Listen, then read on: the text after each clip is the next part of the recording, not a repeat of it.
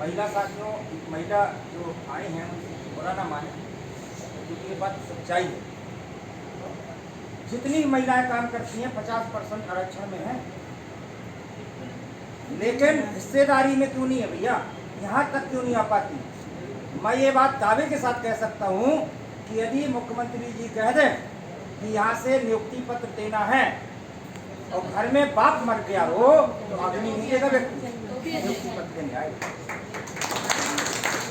तो कार्यक्रमों के लिए यहाँ पर क्यों नहीं आए? हमने भोपाल करके जो अनुभव किया है, मुझे खूब अच्छा अनुभव ये लगा है कि हमारे जो सरकारी तंत्र के शासन में बैठे हुए मंत्री मिनिस्टर हैं, वो चाहते हैं आप लोग लेना ही नहीं चाहते स्थायी नौकरी। मैंने ऐसे प्रश्न किया क्यों नहीं भैया लेना चाहते? ताकि 100 लोगों में हम नौकरी दे देंगे। अब इसका मतलब क्या? इसका मतलब यह है कि 80,000, 70,000, 1 लाख जितने हो आओ तो हम दे रहे हैं। कुछ लोग चाहते हैं हम घर बैठे सब कुछ ले लें, ऐसा संभव नहीं। जैसे कि हमारे भैया ने बताया, ये अटेंडेंस हमारा विषय नहीं है, ठीक बात की, हमारा विषय नहीं है, लेकिन इस विषय को लेकर के हमें जो अन्यत्र जो हमारी मांगे हैं, मुद्दा इसको बना करके उन मांगों को लेना हमारा ऐसा दायित्व नहीं होना चाहिए। भाई ये अटेंडेंस एक हमें मुद्दा मिल गया ना, कार्यक्रम करने का, बात रखने का, कि ये अटेंडेंस हम क्यों लगाएं? हमारे साथ जो सुविधाएं, सरकारी सुविधाएं हैं, CL, OL वगैरह वगैरह, अनुबंध 12 माह का, बहुत से हमारे साथी ऐसे हैं जो 10-10 साल, 15-15 साल काम किए हैं और वो बाहर, उनको उनके लिए क्या व्यवस्था हो सकती है? एक ही व्यवस्था है उनकी, यदि उनको अंदर करना है तो जो अनुभव के अंक इन्होंने 4 अंक दिए हैं जो अनुभव नहीं देना चाहिए, वो पात्रता परीक्षा के अंक अनुभव में दे दिए हैं, ये गलत हो गया। यदि पुराने साथियों को प्रत्येक साल के 10 अंक मिल जाएं तो सभी पुराने साथी अंदर हो जाएंगे, ये मैं दावा करता हूं। और जो साथी नहीं होगा तो ये भी कहता हूँ उसका खर्चा हम लोग चला लेंगे, उसको सब लोग मिलकर के उसका पैसा दे देंगे, हर महीना जाएगा फ्री का। लेकिन प्रत्येक साल के हिसाब से 10 अंक पुराने अतिथि शिक्षकों के स्कोर कार्ड में मिलना चाहिए। एक ही उपाय है हमारे पुराने साथियों को अंदर करने का, इसके अलावा कोई दूसरा उपाय नहीं। मैं अपनी बात करूं, मैं गणित का शिक्षक हूं और 2006 से मैंने पढ़ाना चालू किया था प्राइवेट तौर पर। अतिथि तो काफ़ी दिन बाद हुआ हूँ, 15-16 में। ऐसा कोई साल नहीं है जिस साल 2-4 बच्चों के 100 में 100 नंबर ना आए, प्रत्येक साल आए। उनकी परसेंटेज 90, 92, 95 बनती है। आज वो मेरे विद्यार्थी मेरे सामने स्कोर कार्ड लेकर खड़े हो जाएंगे तो क्या मैं उनकी बराबरी कर सकता हूँ? नॉलेज हो सकता है मुझे, विषय का परीक्षा करवा लो, उसमें नंबर ज़्यादा आ सकते हैं मेरे, लेकिन मार्कशीट के हिसाब से स्कोर कार्ड मेरा ज़्यादा नहीं हो सकता, ये सत्य है। तो कैसे भैया स्कोर कार्ड के हिसाब से वो हम उससे फाइट कर पाएंगे? दूसरी चीज़ ये है कि यदि द्विवेदी जी हो, क्योंकि द्विवेदी जी हो या कोई अन्य व्यक्ति हो या राजनेता हो, उससे कहा जाए भैया तुम पढ़ाई करो, 2 घंटा 4 घंटा पढ़ो, परीक्षा दो, तुम्हारी दक्षता नहीं है।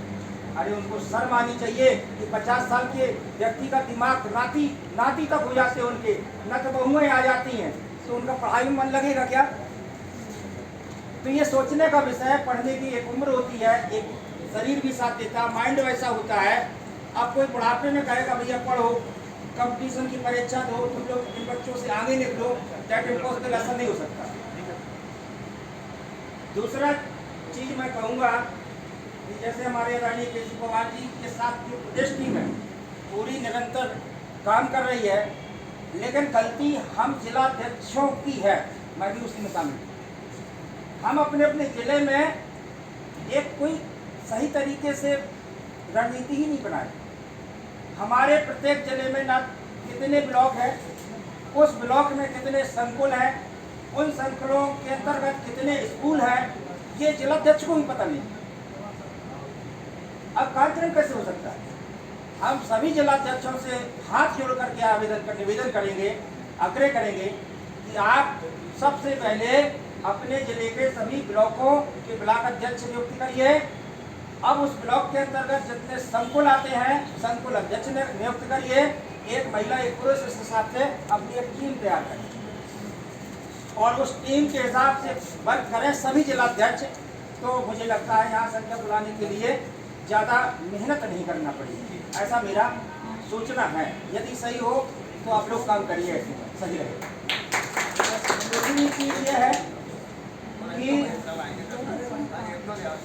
हम सभी साथी केवल और केवल अतिथि शिक्षक के नियमितीकरण की बात कर रहे हैं, यह गलत, सब नहीं कर रहे हैं।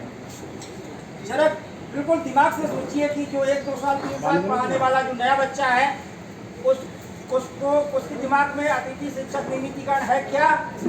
नहीं है। वो नियमितीकरण के लिए काम नहीं कर रहा है, वो कर रहा है कि 50% हो जाए, मैं व्यापम में आकर के अपनी भर्ती करवा लूँ, ऐसी लिस्ट बनाया। 3 साल के लिए नया व्यक्ति काम कर रहा है, ना कि अतिथि शिक्षक की नियमितीकरण के लिए। यहाँ पर जो हमारे विद्यालय में नहीं लगे हैं, बाहर हैं, वो यहाँ आए हैं। क्यों आए? क्योंकि वो लगे नहीं। जो लग जाता है तो वो अपने प्रिंसिपल और डीओ से कमजोर नहीं समझता अपने आप को। हाँ, मेरे प्रिंसिपल ने मुझसे कहा, एक प्रपत्र दिया, इसको भर कर दीजिए सर। उसमें 4-5 बिंदु थी, मैं अटेंडेंस लगाऊंगा, पालन करूंगा, फलाना ठिकाना। मैंने उसमें लिख के दिया कि सभी बिंदु आपके सही है, सभी का मैं पालन करूंगा, लेकिन बिंदु क्रमांक 4 का मैं पालन नहीं करूंगा क्योंकि मेरे मोबाइल में नेटवर्क है। मैंने ये अटेंडेंस नहीं करते सर, क्यों? मैंने कहा मोबाइल देखी। और हमारे पास जो है हम कैसे लगा दें?